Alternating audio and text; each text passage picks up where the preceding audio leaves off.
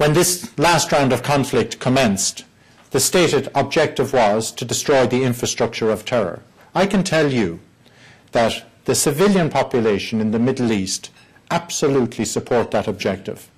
Sometimes you have to use military force to destroy the infrastructure of terror. But let's then look at what actually was destroyed. What was destroyed in Gaza was first and foremost the American International School. This is an institution that was attacked on a number of occasions by the extremists in Gaza. They don't care for the fact that the American International School in Gaza is teaching the American curriculum in English to the children of the so-called elite in Gaza who have aspirations to come to third-level education in the United States. Boys and girls going to school together at all grades. They don't like that, the extremists in Gaza, and they attacked the school on 2 occasions in the past 18 months. But the school is now a pile of rubble, not because they succeeded, but because it was destroyed by Israeli missiles. And what is the response? Why? Why was it destroyed by Israeli missiles? Because there were rockets being fired in the vicinity, in the area of. There was no allegation that the American International School had been taken over by terrorists, or that even that it was used by the terrorists. No, in the area. Well, the fact of the matter is that the area is still there. The destruction of the American International School did not create a black hole around the area of the school itself, and you can still fire rockets from the area around the school. So, objective failed. Then if we look at the businesses in Gaza, the biscuit factory, the juice factory, cement factory, all these businesses which are run by the Friends of Israel. Why do I say they're the Friends of Israel? Because Israel has given them very important status in terms of freedom of movement in and out of the Gaza Strip and how they are treated in terms of the relations. These are vetted endlessly by the security forces and so on. And they have historical, productive links with the businesses in Israel. These are truly the Friends of Israel. They cooperate, and it's mutually productive economically for both sides, and has been for decades. Their businesses have been destroyed in this last round of conflict, not caught in the crossfire. No, they have been destroyed in the last couple of days of the conflict by bulldozers, which are driven into Gaza to destroy those very same businesses. Now, those people in the eyes of the extremists in Gaza are what they call collaborators. They should not be cooperating with their Israeli business counterparts. And they are now the ones who are impoverished. So the infrastructure that has been destroyed is the infrastructure of the Friends of Israel or the infrastructure of the business community and the economic future for Gaza. Then we can go on and look at the infrastructure for peace. These are the ministry buildings that have been built by US, European and other donor countries to build the Ministry of Foreign Affairs building, the Ministry of Finance building, the presidential compound.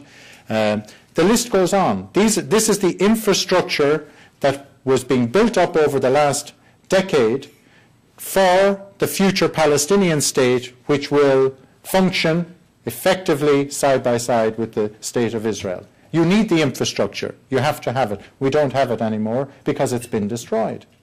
Now all those buildings, not caught in the crossfire again, they are targeted with those very effective missiles, and now they're standing there as piles of rubble. That's the infrastructure that has been destroyed. And I haven't even begun to talk about people's housing.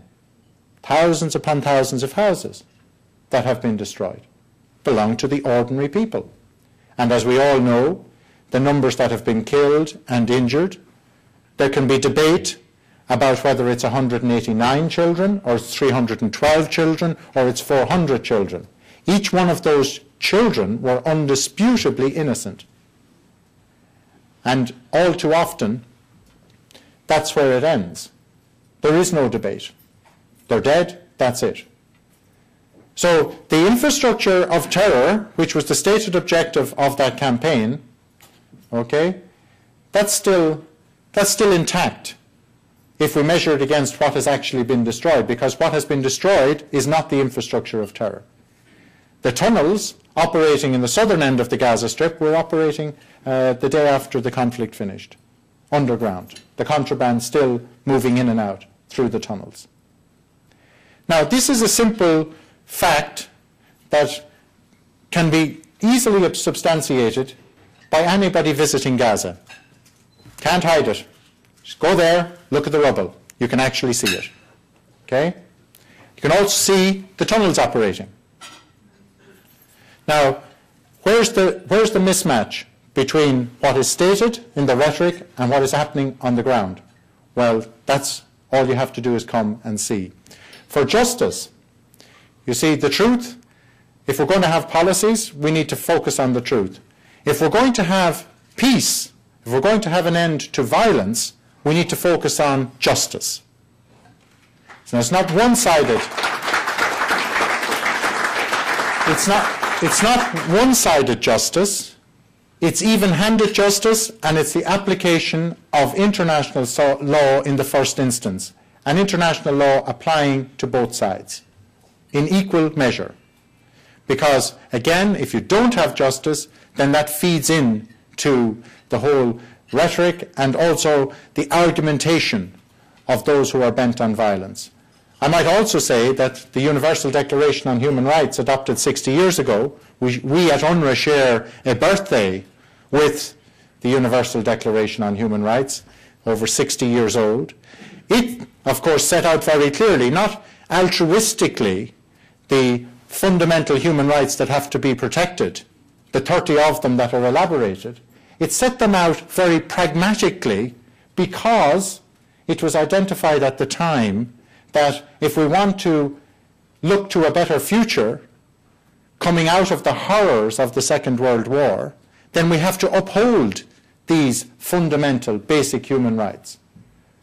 And if you read the preamble, it says very clearly, absent the upholding of fundamental human rights, absent justice, human beings will be compelled as a last resort to recourse to violence. That's what it says that was the wisdom at the time. And it continues to be a valid wisdom today. Because we don't have justice. We don't have justice for the mother in Sderot or Ashkelon in Israel who are at the receiving end of the rockets. Because the rockets are still being fired today. So that was another failure of that last round of military action. The people who were at the receiving end of the terror, and that's a good description of what it is. It's not a matter of a score count, the number killed, the number injured. It's a matter of the terror which has dominated and negatively impacted on the lives of so many for so long, years and years, never knowing when your kids are out playing whether they're safe or not. In fact, the default is they're not safe because you don't know when those rockets are going to come in. And that is no life. It's no life. So it has to stop. And the mother in Sderot has to know how this is going to be stopped. Equally, if you live in Gaza and you have lost a child in this last round of conflict, you're a mother also who is grieving. And that grief has to be channeled in a certain direction. There are two options in the civilized world. We channel it into the rule of law, or we channel it into self-defense. And again, what we have to recognize is that for the civilian population on both sides, they don't see the effective application of the rule of law. They just don't see it, and they don't know where to turn. So if you are living in Sderot, how do you get held accountable those who are firing the rockets? But they are being told that the only effective way is actually more military action. How many more military actions do we need before we crack the code that it's an abject failure?